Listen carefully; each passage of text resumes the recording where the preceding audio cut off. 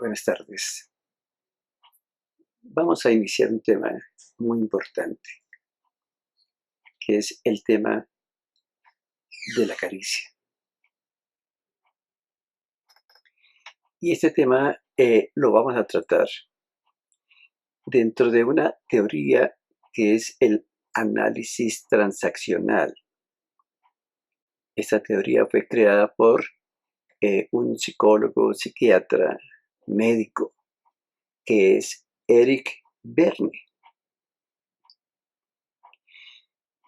Él en 1954 establece su teoría, análisis transaccional.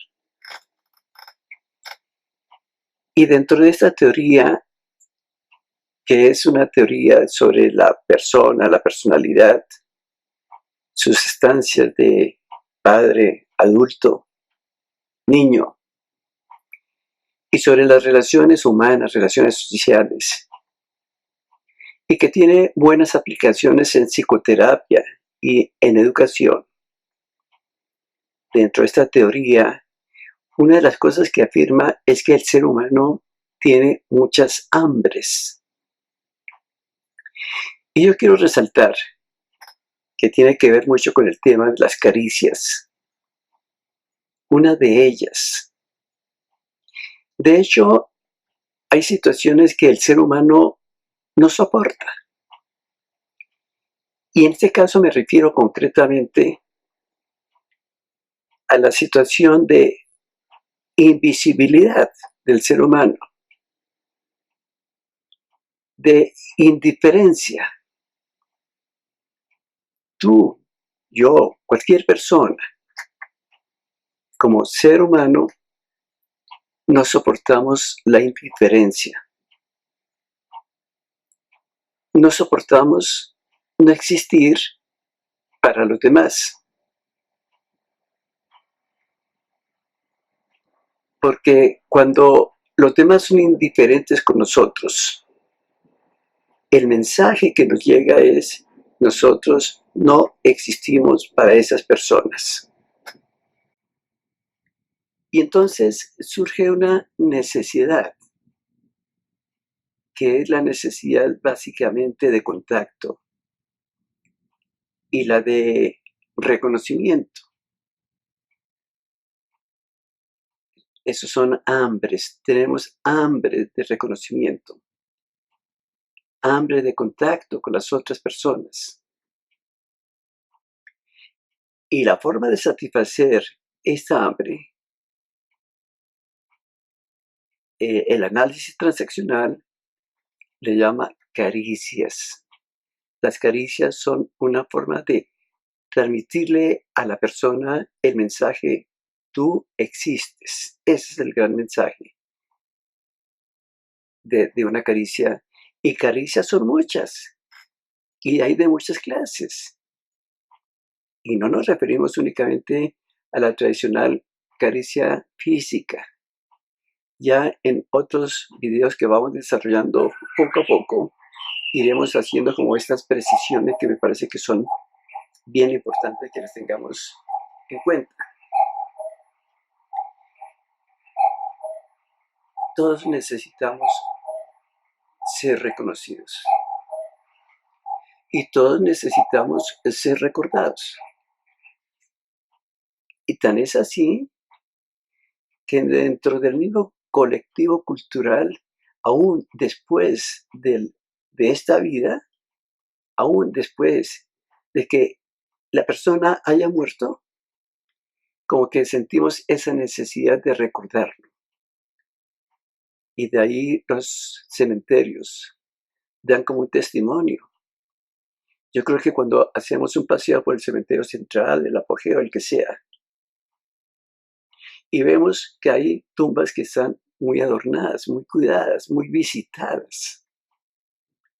Y es como una expresión de que la persona, así se haya ido, así se haya marchado, esa persona sigue existiendo para nosotros.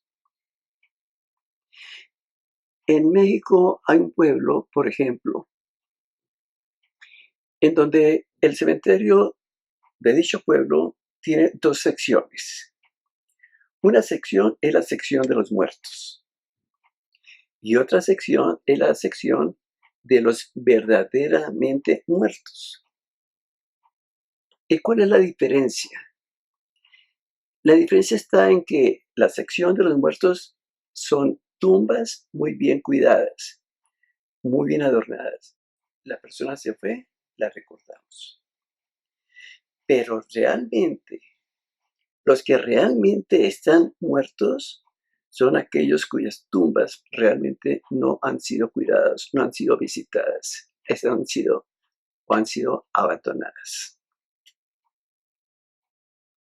Ahora, para ponerte otro ejemplo, no sé si tú hayas visto la película, hermosa película, Coco, una película norteamericana, que está hecha dentro de un contexto mexicano, a raíz de la celebración del Día de los Muertos.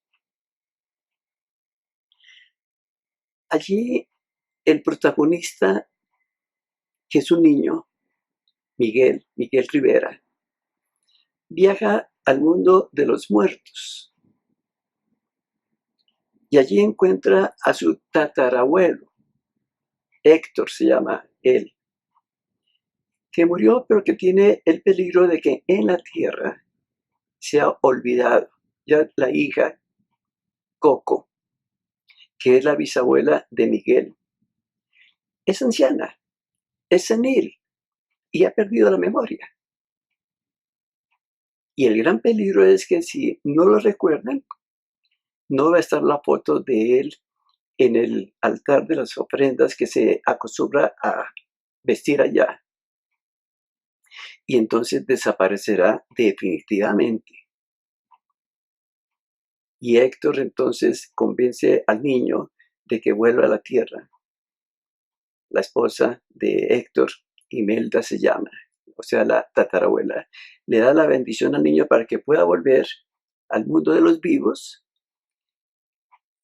y lograr que Coco, que repito, ya es senil, recuerde a su padre, y para ello Miguel canta una canción que su padre le había compuesto, que es Recuérdame.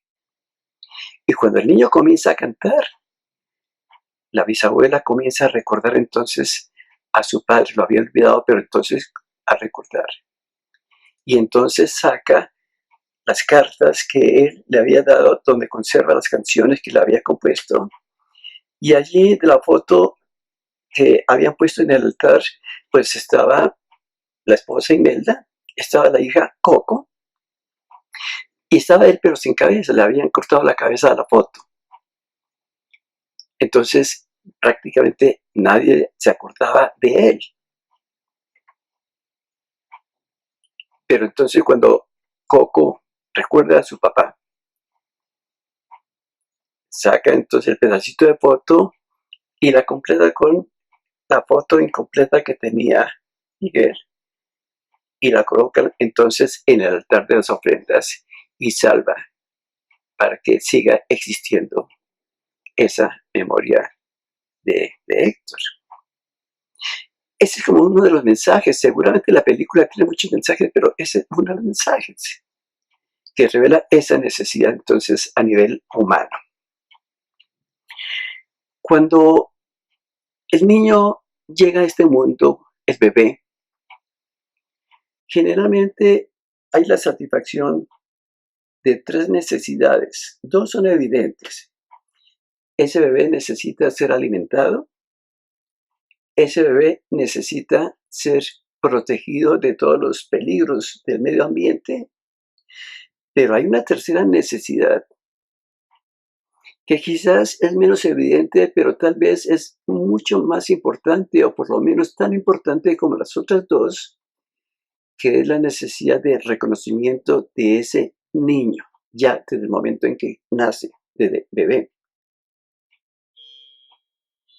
Entonces, la forma como se reconoce al niño es a través del contacto físico.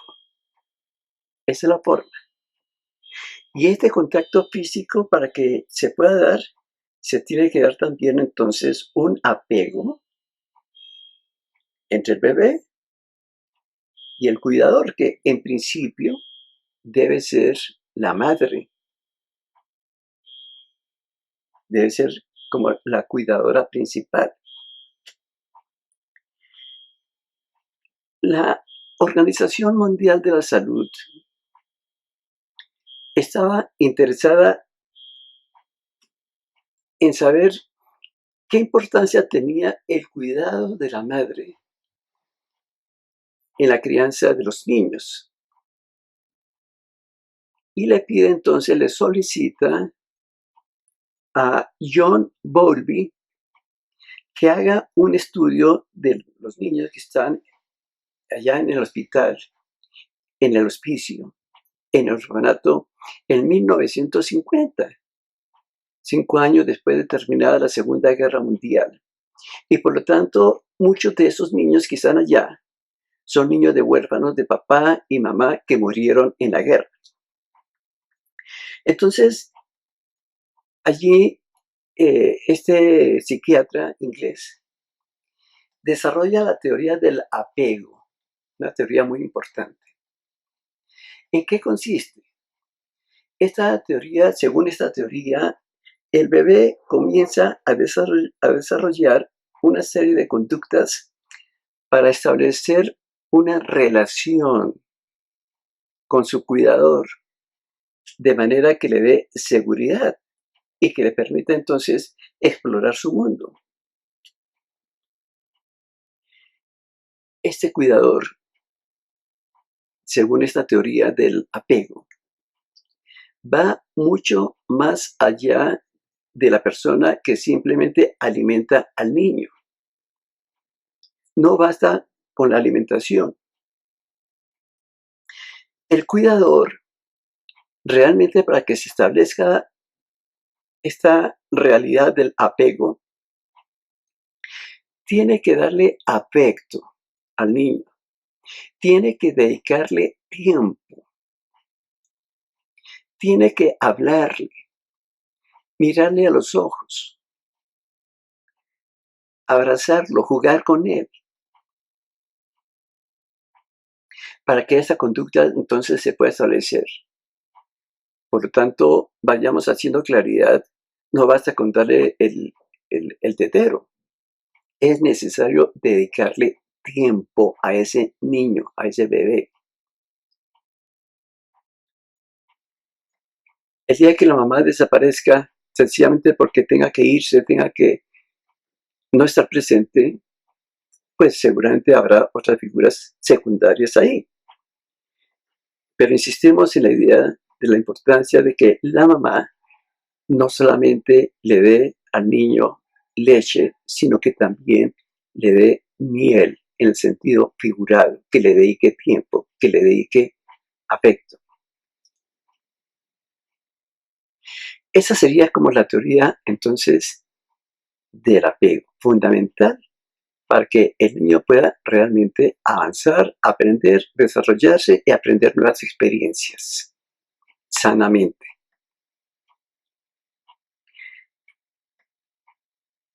Por último, y a manera de introducción, ya seguiremos el tema en otros cortos videos, quiero mencionar a otro psicólogo, que en este caso es norteamericano, que quiso como comprobar un poco ya en la experiencia, en la práctica, esta teoría de Bowlby. La teoría de Bowlby la estableció a nivel, digamos, teórico, pero entonces este psicólogo norteamericano, Harlow, quiso como hacer la comprobación. Y entonces tenemos la teoría de la madre suave. ¿En qué consiste? Trabajó con miquitos, macacos rhesus, recién naciditos, y creó dos mamás artificiales.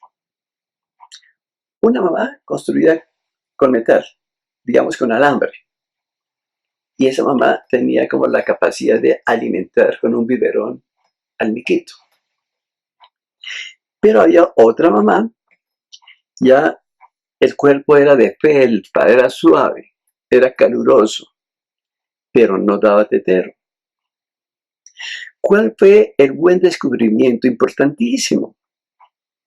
En este caso, el descubrimiento fue que los miquitos iban solamente a la mamá de alambre cuando tenían hambre. Una vez que se satisfacían, inmediatamente volvían a la otra madre y se cobijaban ahí, al lado de la madre de felpa.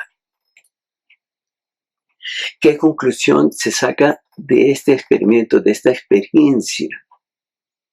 De que realmente el niño, para crear esa conducta de apego, no basta con que se alimente. Lo que el niño busca realmente, además del alimento, es seguridad.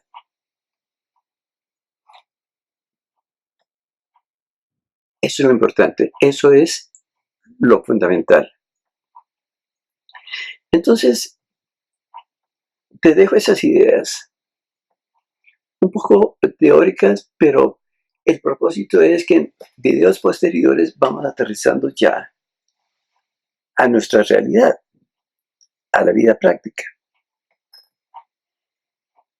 De tal manera que vamos como ganando terreno en ese aspecto de unas buenas relaciones y de efectivamente sentirnos muy bien como seres humanos con buenas relaciones con los demás.